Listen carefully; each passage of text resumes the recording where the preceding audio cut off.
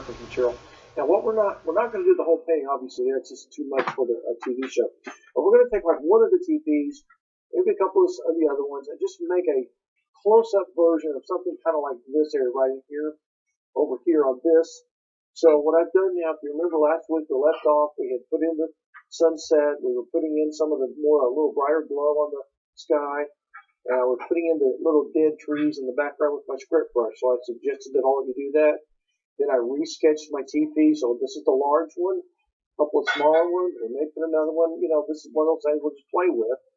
We blocked in the snow and the underpaint for the water. And so now we're going to just progress, and the next step will be starting to put the first phase of snow on. And that has to go in before you actually put the teepees in, at least in certain areas. And then there'll be some larger trees as they come forward to create more of the edge of the forest atmosphere. And but I might mention something about these teepees. Obviously, of course, they were made out of some kind of hide, deer hide or buffalo hide, probably deer hide. It was easier to tan and thinner. But they're very large. They're bigger than you realize. Where you can make them any size. But the poles are long, they're real long. Some of these teepees are anywhere from 15 to 25, 30 feet high sometimes. They're just huge.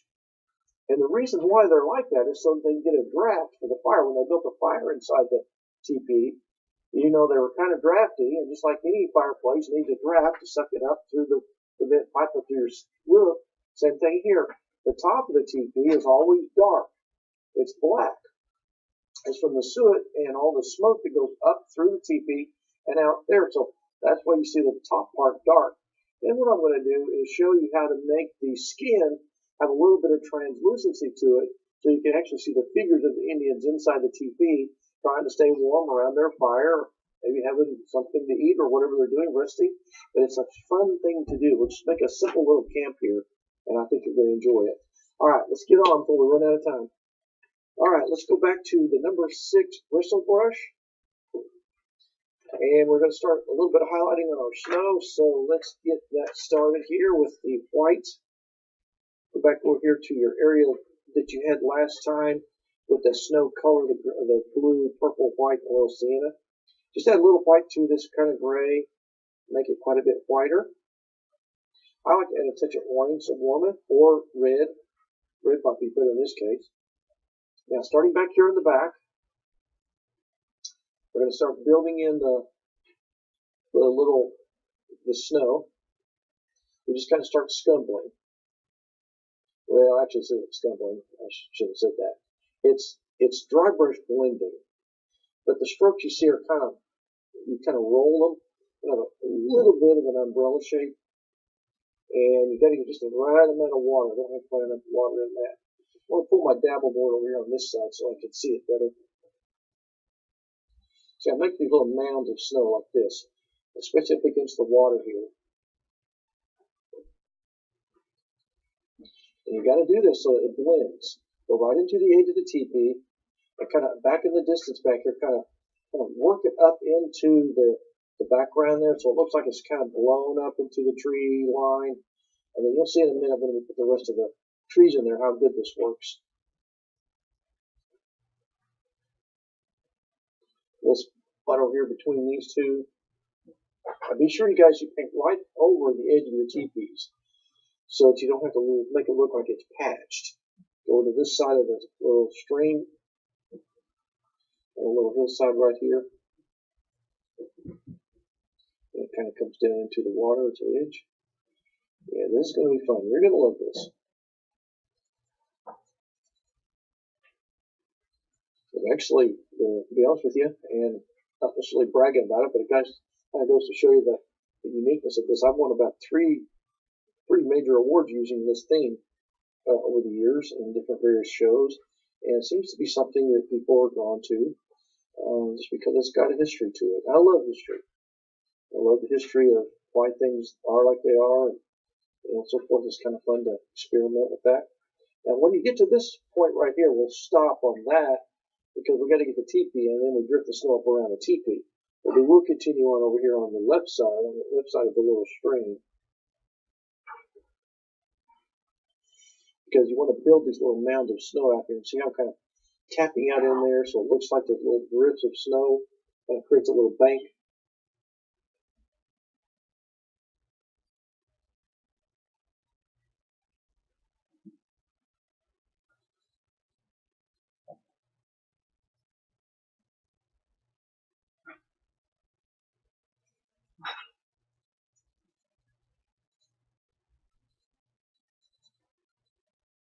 Now you can start to see the water flatten out a little bit as we start to come around here.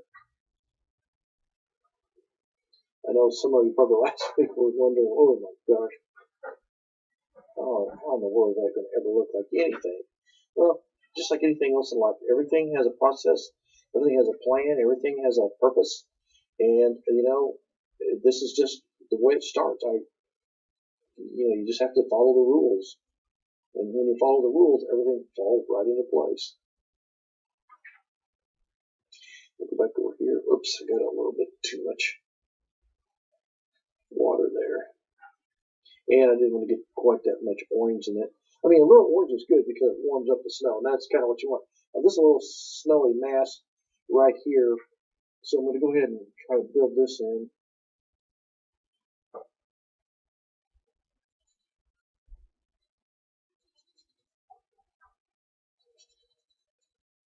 Kind of goes out to the water here. Now we're cooking. And we'll play with this a little bit more, and then we'll move on to the teepees, get those blocked in, and we'll come back to the snow. We'll be bouncing around, you guys, for a while, trying to get this all laid out. So remember, it takes a lot of layering to get certain things and certain effects.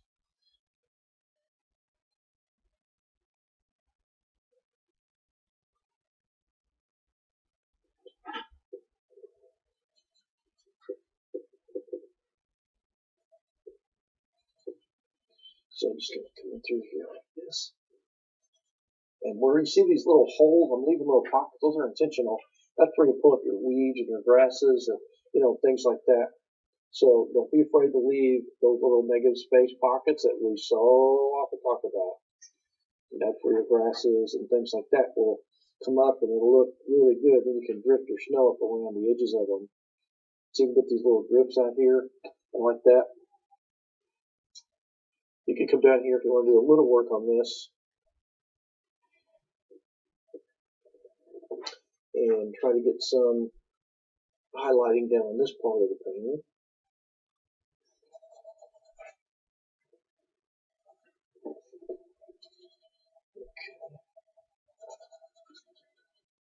And most of this snow needs 2 or 3 layers to really make it work right. Let's see, by using the side of the brush like this, I can get a nice blend. Alright, I think that's probably all I need to show you right now on this part of the snow. Kind of feather this down where there's no hard edge. That's the key to this. Man, I'll tell you, it's so important, folks, to keep soft edges. And that's why you wear these brushes down to a filbert shape. A filbert brush is a brush that's kind of rounded on the end. See, these are worn down. That's what causes all this scrubbing. All right, now that we've got our basics laid, you can already see it's starting to look a little more like a painting now. So that's good news. Now, the other good news is we're going to go in here, and I'm going to get my number 6 chisel edge brush here. And we're going to block in our teepees. So go back right in here where you were working with your snow. Take a little burnt umber. And the white, of course, maybe a little sienna. And we're going to go up here now. I want to just get this guy in here. I'm just going to block it in really quickly. Now we're going to darken it quite a bit, but I want to get that on there. And then you take your burnt umber with a little bit of blue in it. And now you kind of shape your teepee. They have a pretty wide base. All the Indians had their own little, you might say design, so to speak. You want to call it a design? I'm not sure what you want to call it, but they had their own little way. You've heard of the lodgepole pine trees. Well, the reason they call them that, especially if you're up in the Yellowstone area, up in those areas where they have those real tall, very skinny trees, the reason they call them the lodgepole pine is because that's what the Indian used for the supports in these teepees.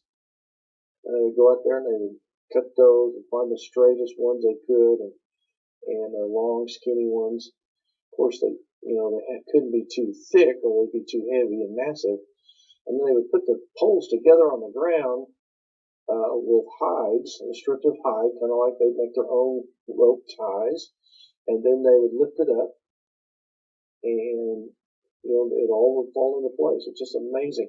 And these little flaps up here, those would open up, and they put some sticks there to hold them open, and we put those in there after a while, and it's pretty amazing. So we'll get this in here. Now, notice how I'm kind of coming sideways. This is a little trick you guys have heard me talk about and use often when you do anything with straight edges, so it's not so harsh. And I like that little bit of texture in there on the TP. So it's okay to have a lot of brush stroke. It kind of looks like the hide a little bit better. Now we can do the one in the background if you want to.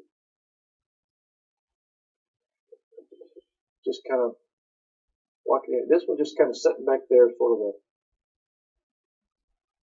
little in the distance. We don't really want to make it too dominant. And like I said, I'll just put another one or two back here. This is the actual village. We may not have the whole village in here, but it's kind of fun to have a couple more back in here so you can see a little bit more of what's going on. Yeah, that looks good. And then this one here, a little bit larger one that's in here. And in terms of which direction these, a lot of times the eggs did face them towards the east for the sun in the morning. It kind of warmed up the TP in the morning, and they had all kinds of reasons why they did things. I've just read and heard stories and talked to some of them. Now out where we live, they have these little octagon-shaped things, the peyote meeting houses, where they would go in there and they would smoke peyote. It's I guess it's kind of like marijuana. That was sort of their thing. But these octagon, I've got a lot of pictures of those. I painted some of them. There's 3 or 4 of them still standing, and they're really fascinating. It was sort of their little thing they did. Well, I'm having a hard time getting the top on that one. Let's fix that real quick. Beauty of acrylic. Wipe it off. Wet paper towels, your best friends. A great eraser.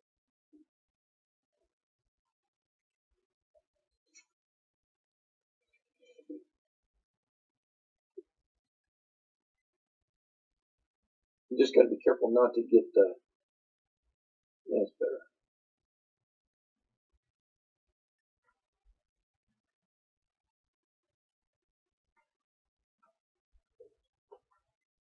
And we're cooking.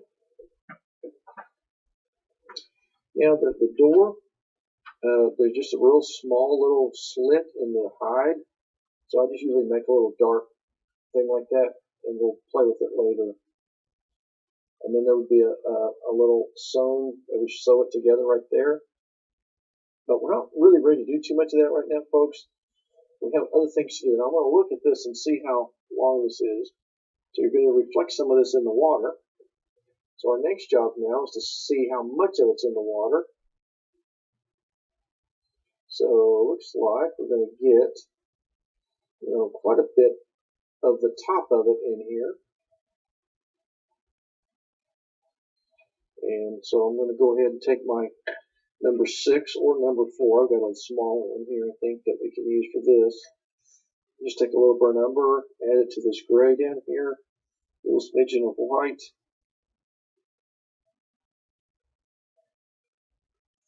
And just take your brush like this and just kind of wiggle in sort of the shape of it. The tip of the pine of the TP here.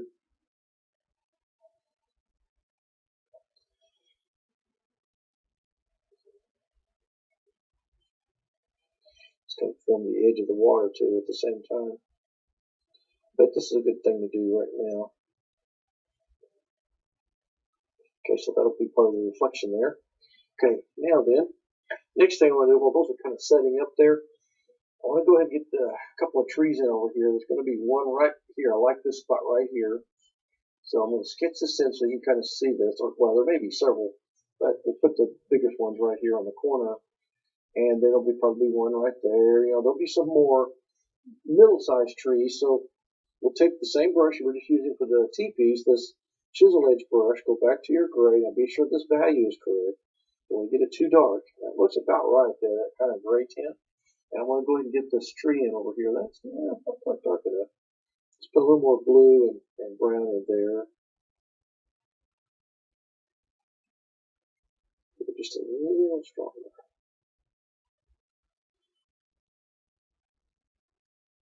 Yeah, so get this main trunk in here, and I'll probably put quite a few in here of these. And, just so we don't waste a lot of TV time, I'll get you guys started on these, and between now and our next session, I'll give you a little clue on how many of these you need and where, and you can kind of get those blocked in there. So a lot of this is just repetitive stuff, and I hate to waste good time here on that. You can just do that on your own. So you need one right here. This will be sort of as your eye stop on the left side of the painting, and then you'll, of course, put all the branches on there with your script brush. And then there'll probably be maybe one or two back in here that are a little bigger. So see, every time you do this, you get a little bit more, you create a little more depth in the paint, a little more forward movement. It's pretty exciting. Plus, this gives you the opportunity to reflect these in the water, which helps make the water look a little bit wetter. And this is pretty exciting. Watch this develop. Okay, so now I've got enough trees at that point, and I'll probably put a couple more in there after a while. All right, now then, the top of the teepee, we're going to paint it the dark part. That's your blue and your brown. So you want to get that almost black, okay? Really important that the top part of the teepee is pretty black. And you just kind of feather it down, just, about that far, all right?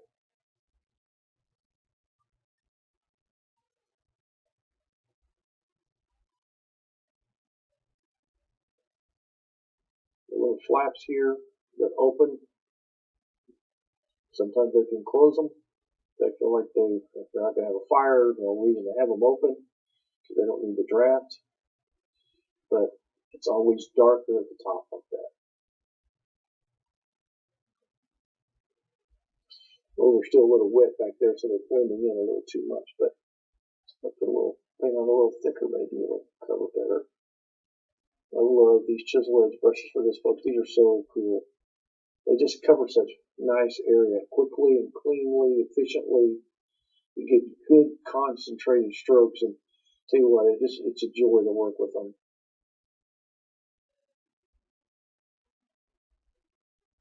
Okay, so that's pretty good there.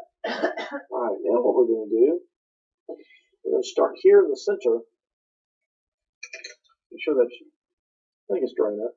Take your number 6 or number 4, whichever one you want, bristle brush, and take a little bit of orange and red, maybe a smidgen of white, and start right in the center, and you start rolling it like this.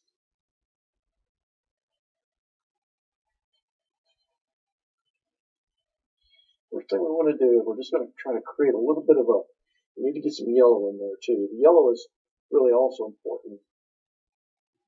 Start putting a little bit of this warmer tint to it where you'll be able to see the transparency of the light coming through. So you just start rolling your brush a little bit towards the center.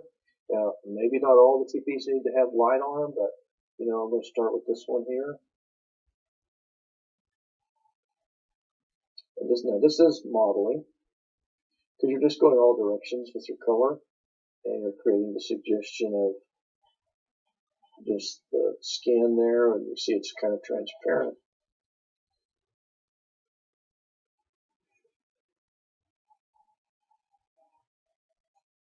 You can do this one if you want to.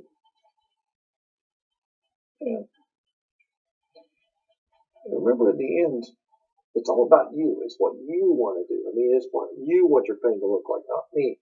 My only requirement, my job is to give you technical advice. And what you do with it is up to you. And some of you choose to do other things with it. I think it's great. I love when I have students at the studio and show them all these little, I always hate to call them tricks because they're just technique.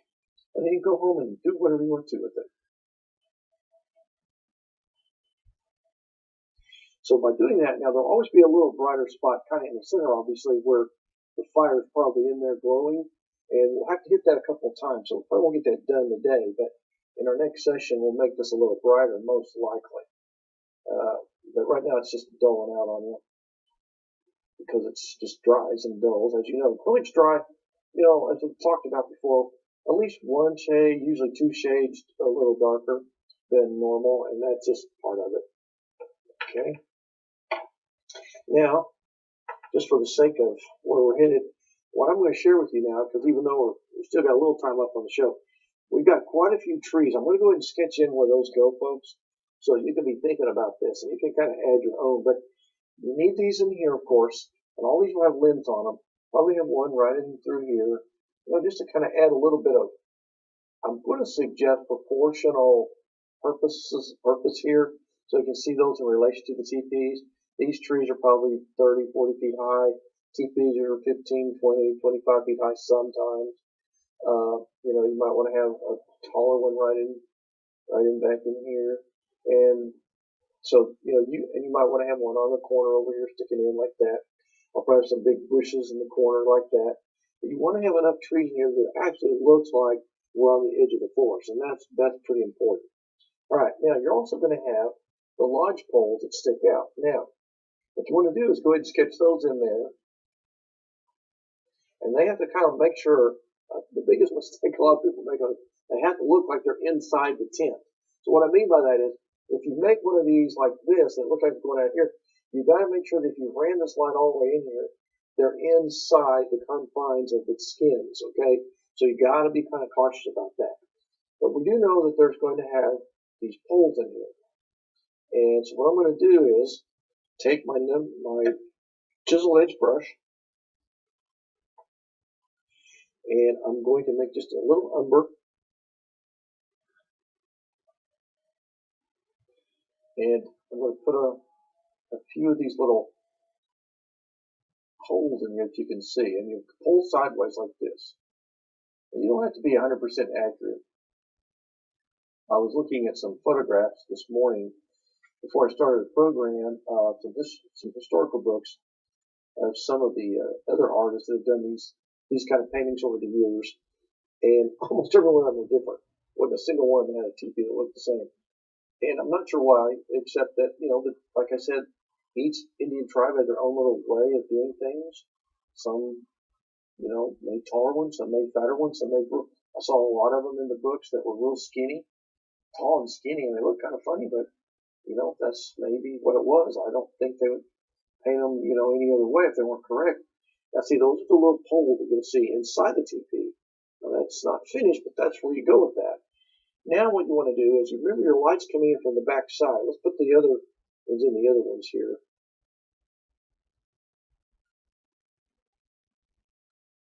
Let me get a couple back in here too.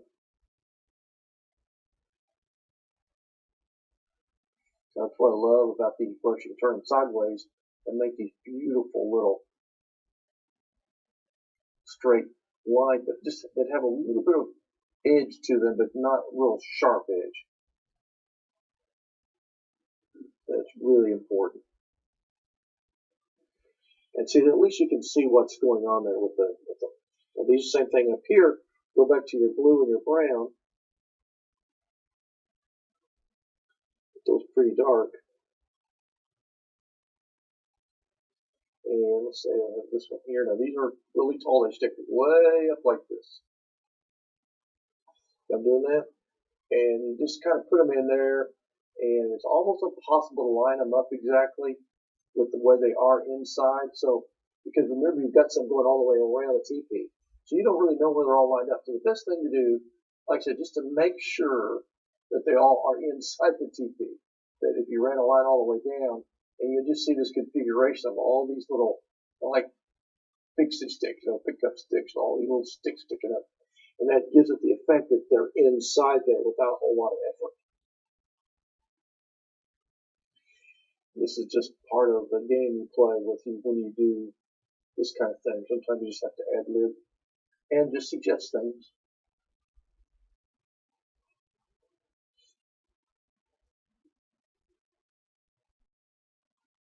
So I get that on all of these. And what I'm going to do now is we're starting around time, give you your homework assignment. What I'd like to see you do, if you can, is get your intermediate trees, these ones, and they're with the tree limbs. Now, let me go ahead and show you again before we're done here. Just take your script brush when you get your main trunks in there, and most of you have done this before if you've been following for a few months or even a few years. Some of you have been watching since we started in 1987. And you'll go ahead and just really don't be afraid, folks, of getting a lot of limbs on these. See, finish these trees out. Don't be afraid to finish them. Real important that you let this have a good finish to it so that these trees look natural in their habitat here. You don't want them to look kind of sparse and skimpy. You want them to be filled out nicely. And then we can start drifting the snow up and around them, breaking the snow up. And see, this is really cool looking. I love this effect. Remember last week how it looked so messy? It's still kind of messy, but it's slowly coming into focus. And I love doing this because it's like, finally, it's making sense. It's kind of like having dessert after a good meal. You know, you just, yeah, that tastes so good. So just keep being patient with it. Don't be afraid of it. And I promise, folks, you're going to have a wonderful, wonderful painting. So thank you for joining me again in this session of Paint This with Jerry Yarnell, right here at the Yarnell School of Fine Art. And I'll see you again here real soon, I promise. Have a great time working on this one.